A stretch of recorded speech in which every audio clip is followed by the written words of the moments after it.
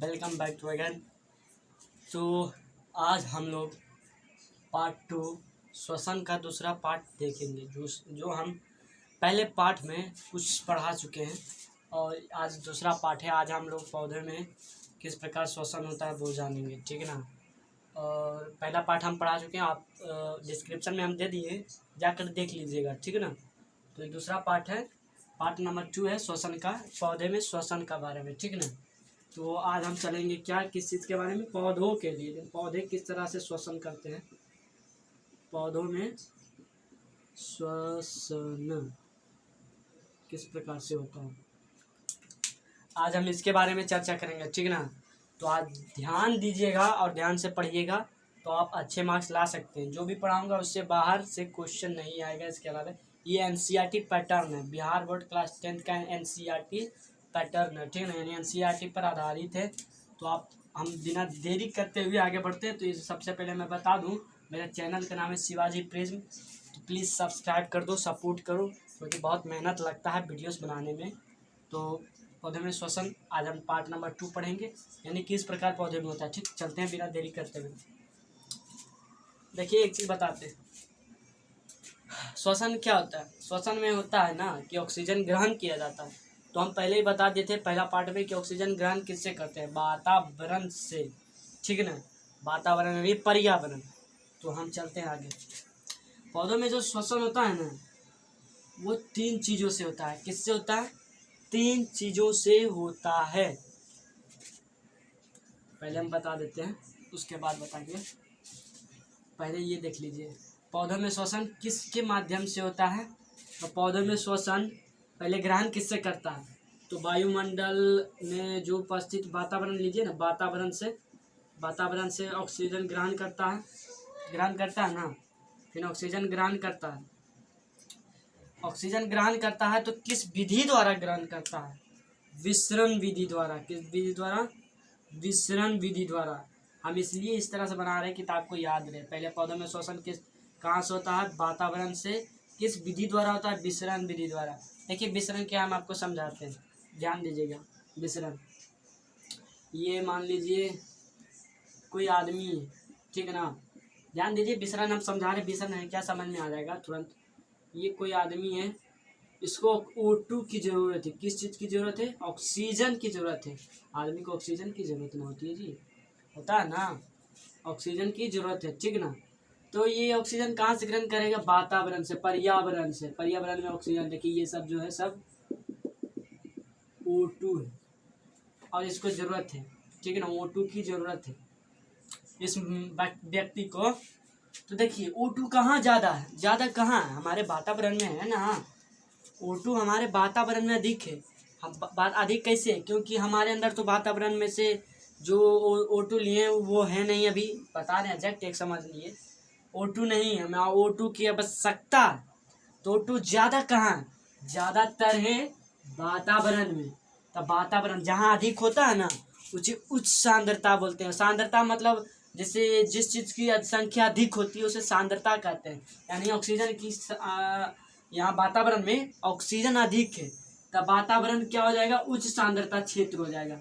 उच्च सांद्रता इसे कहेंगे, यानी कि जहाँ अधिक जो चीज़ होती है ना, वो उच्च सांद्रता कहलाता है। सांद्रता मतलब उसकी मात्रा, सांद्रता कहलाया। कौन कहलाया? तो ये वातावरण उच्च सांद्रता कहलाया। अब हमारे पास नहीं है तो हम निम्न सांद्रता कहलाएंगे, कहलाएंगे ना, यानी हमारे पास है ही नहीं तो निम्न सांद्रता वाले, यानी कि हमारे मात्रा अधिक नहीं है ऑक्सीजन के, तो निम्न सांद्रता वाले, ठीक ना। तो हम ऑक्सीजन कहाँ से ग्रहण कर रहे हैं? ये वातावरण से, ठीक ना, वातावरण से ग्रहण कर रहे हैं, यानी कि उच्च सांद्रता से निम्न सांद्रता की ओर कर रहे हैं, ठीक ना। इसी को कहते हैं विसरण, यानी उच्च सांद्रता से, उच्च सांद्रता वाले क्षेत्र से निम्न सांद्रता वाले क्षेत्र की ओर गमन करने की विधि, या फिर यही गमन ही ले लीजिए, गमन करने की विधि विसरण कहलाता है, समझिए। एक स्थान से दूसरे स्थान तक, उच्च स्थान यानी उच्च स्थान से निम्न स्थान की ओर वातावरण से जो हुआ बताएं अभी, उसको ही विसरण कहते हैं, ठीक है ना। तो पौधों में श्वसन कहाँ से होता है? वातावरण से ग्रहण करता है क्या? तो O2 ग्रहण करता है, और किस विधि द्वारा? विसरण विधि द्वारा, ठीक है ना, ये भी बता दिए। इतना हो गया। अब आगे चलते हैं। विसरण द्वारा हो गया, ये सब ऑब्जेक्टिव आता है, ध्यान दीजिएगा। अब इसमें पौधों में ना 3 चीजों से श्वसन होता है। हम सब श्वास किससे करते हैं? श्वास नली, वो भी बताएंगे जंतु के थर्ड पार्ट में। और इसमें पौधों में 3 चीज से होता है श्वसन की क्रिया। तो पहला, इसको बांट देते 3 भाग में जी। देखिए पहला क्या हो गया, पत्तियों के रंध्र से, ये तो जानते ही होंगे आप लोग, पत्तियों के रंध्र से। अब दूसरा हो गया पात्र रंध्रों से। पात्र रंध्र क्या है समझा देंगे, डोंट वरी। तीसरा जड़ से, कहाँ से? जड़ से। सॉरी फॉर डिस्टर्बिंग यार, थोड़ा सा होता है। तीसरा हो गया पात्र रंध्रों से, ये दूसरा पात्र रंध्र, तीसरा जड़ से, ठीक ना। तो पहले तो हम इसके बारे में जानेंगे पत्तियों से कैसे होता है। देखिए पहला समझते हैं। 3 टॉपिक बताए ना, पौधे में श्वसन 3 चीज से होता है, याद रखना। ऑब्जेक्टिव में भी आता है, कितने भी चीज से होता है? 3 चीजों से। यह 3 चीज है। अब पहला से हम चलते हैं पत्ती। मान लीजिए ये पत्ती है, कोई क्या है? ये पत्ती है, पत्ती है, ठीक ना। पत्ती में छोटे छोटे छिद्र होते हैं ना, छिद्र होते कि नहीं, वही रंध्र कहलाता है, छोटे चीज, ठीक है ना। इसी रंध्र के माध्यम से ऑक्सीजन वातावरण से ऑक्सीजन छिद्र से अंदर जाता है। यानी कि वातावरण से ऑक्सीजन जो है, रंध्र को ही छिद्र बोलते हैं, छिद्र से अंदर जाता है। यानी पहला तो हो गया ये पत्तियों से, समझ गए।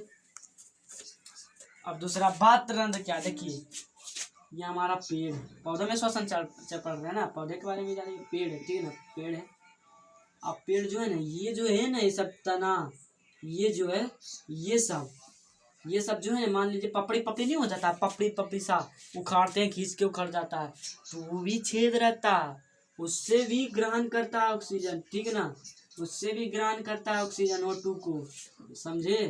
O2 को ग्रहण करता है, उसी को पात्र रंध्र कहते हैं। यानी पौधे के तने में एक जटिल प्रक्रिया होती है, वह पपड़े की तरह रहते हैं, उसी से ग्रहण करते हैं, उसी को पात्र रंध्र कहा जाता है। आप जड़ तो जानते ही। तीसरा जड़ है, जड़। अब जड़ में भी मूल रोम होता है। अब मूल रोम कहाँ होता है? मिट्टी में। जड़ मिट्टी में रहता है, और मिट्टी के खाली स्थान के बीच ऑक्सीजन रहता है। जिससे खाली स्थान के बीच ऑक्सीजन रहता है, वह मूल रोम ग्रहण उसको कर लेता है। मूल रोम जड़ को पहुंचाता है, और जड़ विभिन्न अंगों तक पहुंचा देता है ऑक्सीजन, ठीक ना। इतना तो क्लियर हो गया। कोई डाउट है सब स्क्रीनशॉट मार लीजिए। डाउट रहेगा, मेरा ग्रुपिंग एडिंग चलता है, ये उसमें पूछिएगा ना, नहीं तो कमेंट कर दीजिए। यही तो था मेन चीज़ें, पौधे में श्वसन इतना ही है। अब हम देख लेते हैं थोड़ा सा, क्या कुछ उड़ता है क्या? बस हो गया जी। हमको लग रहा है जंतुओं में श्वसन वीडियो अपलोड कर ही दें आप लोगों के पास। एक ऑब्जेक्टिव एक बता रहे हैं, सब जल्दी लिख लीजिए, हम बहुत छाटे हैं ऑब्जेक्टिव। हम क्या बताते हैं, जड़ में क्या पाया जाता है? जड़ जो होता है, जड़ से भी छोटा छोटा मूल रोम होता है, जड़े में रहता है, छोटा छोटा, देखें पतला पतला नलिका रहती है, मूल रोम होता है। ये लिखिए फटाक से, ऑब्जेक्टिव है। ये हो जाता है जानते हैं किसमें? जो पेड़ पौधा अभी मजबूत होता है, अभी तंदुरुस्त होता है, पेड़ पौधा भी जवान होता है जी, तो जो होता है उसमें मूल रोम पाया जाता है। यानी छोटा छोटा जड़ों में रेशेदार चीज पाई जाती है। और जो पेड़ सूख गए ना, सूखा की स्थिति में, यानी पुराना है ना जी, तो उसमें मूल रोम नहीं पाया जाएगा, ठीक है ना। अब मूल रोम नहीं पाया जाएगा तो मूल रोम क्या कार्य करता है? मिट्टी से उपस्थित ऑक्सीजन को ग्रहण कर लेता है और जड़ को पहुंचा देता है, ठीक है ना। जड़ जो है विभिन्न ऊतकों तक पहुंचाता है, विभिन्न पत्तियों तक ये सब पहुंचाता है। प्रकाश संश्लेषण की प्रक्रिया में नहीं, ये तो यूज नहीं होता है, लेकिन विभिन्न पत्तियों तक पहुंचा देता है। समझ गए होंगे। अब दूसरा ऑब्जेक्टिव है, बोल देते हैं, अब उतना लिखना जरूरी नहीं है, ऑनलाइन क्लास में बोलना ही रहता है ये। और दूसरा देखिए, श्वसन की क्रिया के पश्चात पौधे कौन सा गैस मुक्त करते हैं? Carbon dioxide. आप कहेंगे सर ये क्या बोलता है, कार्बन डाइऑक्साइड तो ग्रहण करते हैं और ऑक्सीजन तो छोड़ते हैं पौधे, तो ये आप कैसे बता रहे हैं? तो ये चीज़ आपको एक चीज़ बता देते, देखिए रात का समय लीजिए, रात का समय में पौधे प्रकाश संश्लेषण की प्रक्रिया सूर्य के प्रकाश को उपस्थित करते हैं ना, याद रखिए, याद तो होगा ही 10th क्लास में। और जब रात रहेगा तो प्रकाश रहेगा कहाँ से? नहीं ना रहेगा, नहीं रहेगा तो प्रकाश संश्लेषण की प्रक्रिया नहीं होती है। इसके लिए कार्बन डाइऑक्साइड उसमें अधिक मात्रा में हो जाता है। और क्या बोलता है इसको, ऑक्सीजन, कार्बन डाइऑक्साइड की मात्रा अधिक हो जाती है ना उसमें जी। कार्बन डाइऑक्साइड को ग्रहण करता है कौन, पेड़ पौधे सुबह में, लेकिन जब रात होता है तो प्रकाश संश्लेषण की प्रक्रिया नहीं होती है, जिसके कारण इसमें जो कार्बन डाइऑक्साइड बचा रहता है वह इसी में रहता है और ऑक्सीजन जो है छोड़ नहीं पाता है, ठीक है ना। तो जो बचा ऑक्सीजन, जब मान लीजिए आपको ज़्यादा चावल खा लिए, ठीक है ना, तो चावल ज़्यादा खा लिए तो उल्टी करना रहेगा, तो क्या भात के जगह यानी चावल के जगह क्या थी, लिट्टी उगलोगे नहीं ना जी। ज़्यादा अगर आप खा लिए हो चावल तो चावल ही ना उल्टी करोगे। इसी कारण इसमें रात में कार्बन डाइऑक्साइड की मात्रा बढ़ जाती है। ये कार्बन डाइऑक्साइड ग्रहण करता है, ग्रहण करते जाता है, ग्रहण करते जाता है, करते जाता है। एक बार रात में अचानक ऐसे होता है कि प्रकाश संश्लेषण की प्रक्रिया ही नहीं होती है, कार्बन डाइऑक्साइड भर जाता है, जिसके कारण ये कार्बन डाइऑक्साइड को ही मुक्त करने शुरू कर देता है रात में। इसलिए कहा जाता है, पुराने बूढ़ा जमाने में कहा जाता था, अभी भी कहा जाता है, तो पेड़ के पास मत सोना। इसलिए नहीं कहा जाता है कि भूत वगैरह रहता है मार देगा, नहीं। अधिकतर लोग मरते तो लगता है भूत मारा है, भूत नहीं मरता जी। वो कारण यही होता है कि कार्बन डाइऑक्साइड अधिक रात में निकलता है, बचा रहता है दिन वाला सब निकलता है। आप वहाँ सो जाइएगा ना, तो आप इतना कार्बन डाइऑक्साइड ले लीजिएगा श्वसन के रूप में इतना, और ये ऑक्सीजन रात में लेता है, याद रखिएगा, ऑक्सीजन लेता है और ये कार्बन डाइऑक्साइड जो है CO2 छोड़ता है। तो आप छोड़ेगा तो आप वहीं रहोगे मौजूद, तो आपको तो ज़्यादा कार्बन डाइऑक्साइड मिलेगा, ऑक्सीजन मिलेगा नहीं, क्योंकि आपका ऑक्सीजन तो रात में खींच रहा है यार। तो आप क्या होगे, मर जाओगे, मारोगे नहीं, कुछ बच भी जाओगे। इसीलिए हम बताए थे श्वसन की क्रिया के पश्चात पौधे में कार्बन डाइऑक्साइड छूटता है। जलीय पौधे की किस क्रिया द्वारा ऑक्सीजन को ग्रहण करते हैं, ये भी वही है, विसरण क्रिया विधि। जंतु हो, पौधे हो, कुछ भी हो, विसरण क्रिया विधि। ये अब हमारा हो गया पौधे में श्वसन खत्म, ठीक है ना, इतना था बस खत्म। अब चलते हैं, शायद हम सोच रहे हैं पार्ट 3 में डाल दें, अपलोड कर दें, पार्ट 2 यहीं तक रहने दें, ठीक है ना। पार्ट 3 में अच्छा से हम जंतु में समझाएंगे, उसमें डिटेल में समझेंगे, बहुत इंटरेस्टिंग है। अभी के लिए तैयार रहिएगा अगला सेशन के लिए, थोड़ा हेल्प भी कीजिए। क्या है ना कि हमारा शिवाजी प्रिज्म चैनल बहुत बिग पर चल रहा है, कम से कम सब्सक्राइब तो करवाओ यार, शेयर करो, सब्सक्राइब करवाओ, हमारा भी नाम करवाओ, तभी तो हमको भी इंटरेस्ट आएगा पढ़ाने में। ऐसे हम कितना एनर्जी बर्बाद करेंगे जी। ओके देन, तो हम इसका जो थर्ड पार्ट है ये देख लीजिए, थर्ड पार्ट बहुत जल्द लाएंगे, ठीक है ना।